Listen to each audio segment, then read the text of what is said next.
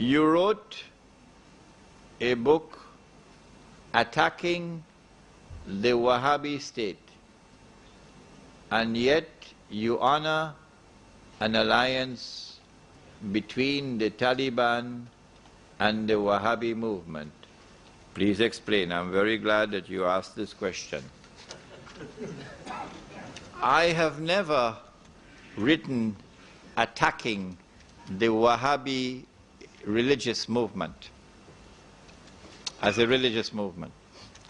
The title of my book is The Caliphate, the Hijaz, and the Saudi Wahhabi nation state.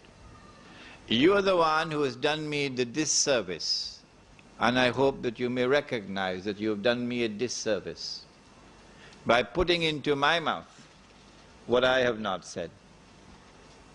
I have specifically mentioned that this book does not attack the Wahhabi movement as a religious movement. That's another subject which I'm not dealing with. I am concerned with an alliance between the Wahhabi movement at a particular time in history and the Saudi family.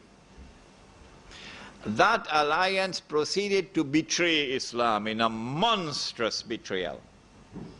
And there are those who today would be described as Salafi shuyukh, who agree with me, and who themselves are more powerful than I am in denouncing that monstrous betrayal. In Melbourne, there was a Salafi brother who came to my lecture with the feeling in his heart that I had launched this attack in my book. And he made a lot of noise in the masjid. And I had to say to him, brother, at least the adab of the house of Allah. So he cooled down.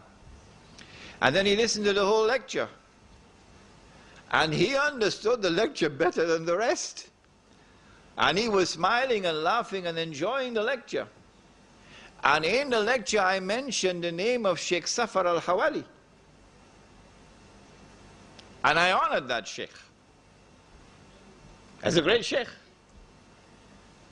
But he is Salafi, which today is a synonym for Wahhabi.